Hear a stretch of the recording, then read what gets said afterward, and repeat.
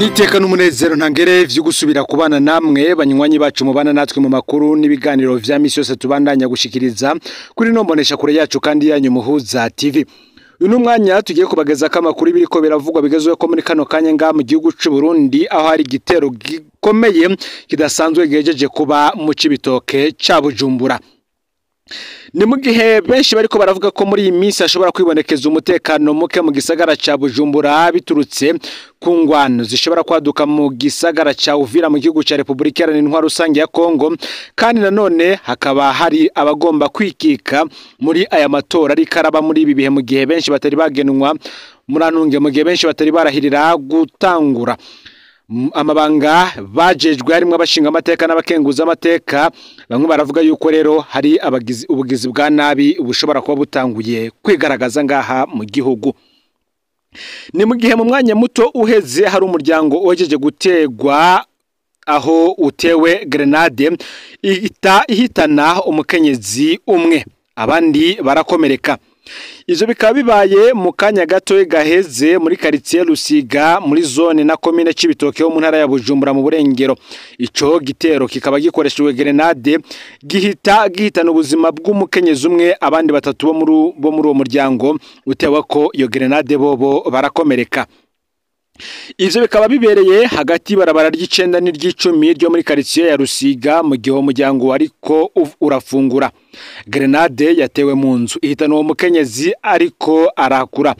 Umugabo nawe ageze mu zabukuru n'abana babiri bakomerekejwe n'iyo grenade. Abo bakomerekejwe n'iyo grenade bikomeye cyane bahise bajanwa vyihuta ku bitaro aho bariko baravurirwa. Nemwe kandi nanone umukenyezi ahejeje gucikana ikiziga ciwe naco gihise kijanwa mu buruhukiro bw'ibitaro mu kurindira amatohoza ko abandanya. Kubwa makuru ava mu bajejwe umutekano ico gitero ngo gisa n'icari kigamije uwo muryango, ngarika babikoze ntibaramenyekana. Indongozi zo muri ako gace zikavuga ko zatangaye zikemeza ko iyo quartier yari itekanye ko gushika ubu atabitero nk'ivyo vyari bwabe muri yo. Igipolisi naco kikaba kivuga ko gitanguye amatohoza muri aka kanya kugira ngo hamenyekane abagize uruhara muri ubwo bwicanyi n'icyabatumye babukora. Mu kurindira kandi indongozi ziriko zirasaba abanyagihugu gutekana no gukorana n'inzego z'umutekano mu ntumbero yo kuronka umuco kuri ubwo bwicanyi ndetse no gukumira ko ibindi bibanza vyinshi navyo vyofatwa. Ibi bitero vya grenade bikaba bigarutse nyuma y'ivyagiye biravugwa mu myaka iheze aho mu gisagara ca Bujumbura hagiye harategwa amagrenade ahantu hatandukanye harimwo nko kw'isoko ya Ruvumera n'ahandi henshi hatandukanye, aho bivuga yuko bamwe mu batega izo grenade baba bavuye mu mitwe yitwaje ibigwanisha ibarizwa mu gihugu ca Republika Iharanira Rusange ya Kongo. Bamwe bakavuga ko harimo abagwanyi ba Red Tabara ndetse n'abindi mitwe nyene igwanya leta y'u Burundi ibarizwa muri ico gihugu. Mu yandi makuru ariko aravugwa ngo bo bamugize umushinga amateka kugira bamwake ibijanye n'ubutare. Kugeza ubu ni benshi bariko baratangara ingene CNDD-FDD iherutse gutoza iherutse kugena Vincent Ndagijimana mu bashinga amateka mu gihe avugwa ko atigeze naho nyuza ikirenge mu ishure. Iyi nayo ni inkuru itangaje idushikiye muri aka kanya. Harabavuga ko uyu Vincent Ndagijimana atazi gusoma no kwandika, bakibaza ingene rero agiye kwiga amategeko agenga ibisata vyose vy'ubuzima bw'igihugu. Mu mpera ya Rusama mu gihe yari akiri mu myiyamamazo, Vincent Ndagijimana yarahagaritswe n'iperereza hanyuma ararekugwa. Gupfunga umukandida wa CNDD-FDD ngo nicari ikintu gisanzwe. Ico gihe hari havuzwa amatati amuhuza n'abagwizatunga babiri bakomeye mu vyo kwimba ubutare bazwi cyane ku matazirano ya Amusteri ndetse n'Amayondori. Uyu Vincent Ndagijimana yoba yarahagaritswe kandi mu bikorwa vyose vyo kwimba ubutare muri Kabarore.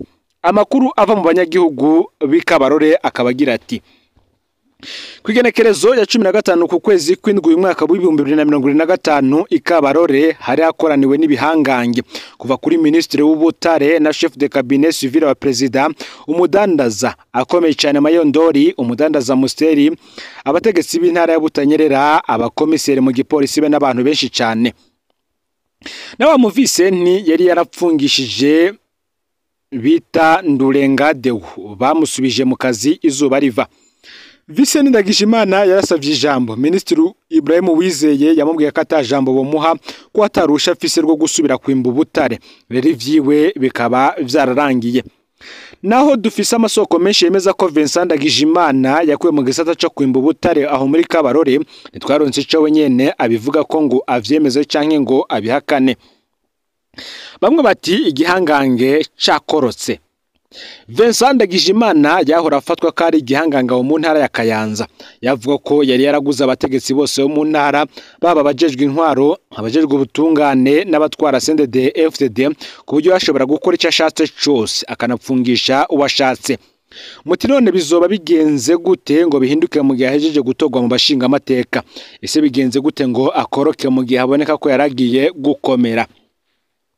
Bishoboka ko ibi bintu vyari vyarapanzwe. Ngo birashoboka ko Vincent Ndagijimana bamugize umushinga amateka kugira bamere nk'abamushumbusha kugira ntaze yumva umengo araheze burundu mu gihe azoba yatswe ivyo kwimba ubutare.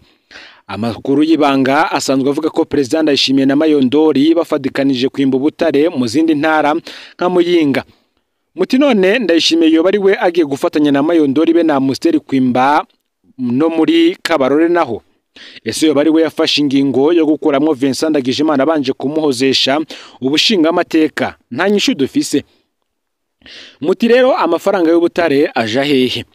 Ubutare bumaze imyaka bwimbwa ku masoko mpuzamakungu cyane cyane muri Emirats Arabes Unis, no kuvuga muri Leta Zunze Ubumwe z'Abarabu. Berekana ko amafaranga avuye mu butare bw'u Burundi yababo muri yaridi n'igice y'amadolari y'abanyamerika ayarenga imiliyaridi ibihumbi 10 z'amarundi mu kiringo c'imyaka 10 heze. Umushikiranganje Nestor Ntawunuye we avuga ko atarufaranga ruvuye mu butare rwinjiye mu kigega ca leta. Mu mwaka w'ibihumbi 2020 ubwo President Evariste Ndayishimiye yaragishika ku butegetsi yari yahagaritse amasosiyete y'imbo butare mu Burundi. Avuga ko aro abasuma bari bumvikanye n'abategetsi bo hejuru ku ntwaro ya President Nkurunziza ingene biba ubutare bw'u Burundi. Niyo rero Ndayishimiye yigera gukoresha ijambo ryatangaje benshi ngo leta y'umwana yaragiye. None nawe amaze imyaka 5 yimba afadikanije n'amashirahamwe atandukanye, ariko ni kwa kundi nyene atarufaranga yinjira, amafaranga yinjira mu kigega ca leta. Bamwe bati ese koko aya mahera yoba aja hehe? Ni ikibazo kibazwa mu gihe benshi bo bariko baragaruka kuri iki gihangange bivuga yuko coba cakorowe mu mapete kigashumbushwa guhabwa ubushinga amateka kugira ngo abandi nabo nyene ntibaze bitambika muri iri cukurwa ry'ubutare muri komine Kabarore. Ni mu gihe gihangaho abanyagihugu bahagaritswe inyuma y'amatati y'amatongo n'igisirikare. Abanyagihugu 6 bo muri zone Gihanga komini Bubanza mu ntara ya Bujumbura mu buraruko bushira uburengero bw'igihugu bamaze iminsi 6 bapfungiwe mu ikambi y'igisirikare iri ku Mudubugu muri yo ntara nyene. Bakaba bagizwe n'abagabo 3 n'abakenyezi 2 n'umwigeme umwe. Aba rero bagirizwa kwinjira bidaciye mu mategeko mu matongo yigaruriwe n'igisirikare kugira ngo akorerwemwo imyimenyerezo ya gisirikare. Ivyo bikaba biriko bitera icuka kibi hagati y'inzego z'umutekano n'abanyagihugu bo muri ako karere. Nkuko bishikirizwa n'abategetsi 3 muri abo banyagihugu bapfunzwe bari bavuye kwimba imyumbati yari mwe muri ayo matongo. Abane nabo bakaba bari kwicirayo ibiti vyo gucana. Imbere yo guhagarikwa abanyagihugu baba barakubiswe bunyamaswa nabo basirikare nkuko abajejwe intwaro benshi bagaragaza agashavu. Kubwi ishinga ntahe vyinshi ayo matongo yahoze arimwe kuva kera n'abanyagihugu, ariko kuva aho hashiriweho ikambi y'igisirikare, igisirikare cyo bacagiye kiburabuza buke gushika abo banyagihugu batemerewe kwahonyoza n'ikirenge.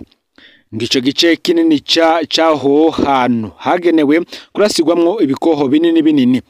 Abantu barenga 10 rero ngo baba bamaze no kwasiga ubuzima barashwe n'igisirikare mu gihe baba bariko baraca mu micungararo yaho. Bikavuga ko amanama yateguwe kugira ngo hategurwe imizibukiro, ngariko ivyemewe ntibirashigwa mu ngiro. Abanyagihugu bakagiriza bamwe mu bajejwe intwaro n'abahuza bo ku mitumba ko baronse imizibukiro mu kibanza cabo. Abanyagihugu basanzwe nabo bakaba bakirindiriye. Uteye amatongo na y'abasogokuru bacu twararimye kuva kera. Ni kumwe mu banyagihugu bo ku Mudugudu yidoga akavuga ko bariko baranyagwa ayo matongo ku nyungu z'abasirikare. Leopold Ndayisaba yahoze ari umusaneri wa komine Gihanga nawe yemeza ko ayo matongo yahoze ari abanyagihugu imbere y'uko leta yigarurira kugira ngo yubakwemwo ikambi. Ahumuriza ko ibikorwa vyo kubashumbusha biriko birakogwa. Umushikiranganje wo kwivuna abansa Letrebert Mutabazi we yasavye gutekana kemeza ko imizibukiro vuba izotangwa. Ariko umushikiranganje yaranagabishije umuntu wese azorenga imbibe z'amatongo y'igisirikare canke akagerageza kwakandagira atarusha kwazohanwa bikomeye. Ku rubuga rero agashavu ni kenshi abanyagihugu bo bakavuga ko bibagora kwemera ivyo bemererwa mu gihe akenshi usanga bidashigwa mu ngiro. Bakavuga ko kwizera abategetsi vyabo bikiri hasi cyane. Muri Tangara naho kandi umucamanza n'abapolisi babiri bapfunzwe inyuma gukubita bakanica umukozi wo mu bunywero. Umuyabaga yakora mu bunywero yarapfuye inyuma y'iminsi birakubiswe cyane n'abapolisi babiri n'umucamanza. Iryo bara ryabaye kugenekerezo 16 mu Kakaro muri komine Tangara mu ntara ya Butanyerera mu buraruko bw'igihugu. Abo bakozi ba leta uko ari batatu barahagaritswe bajanwa gupfungirwa mu Ngozi. Abatari bake bari biyamirije ihohoterwa rifatiye ku kwitwaza igikenye.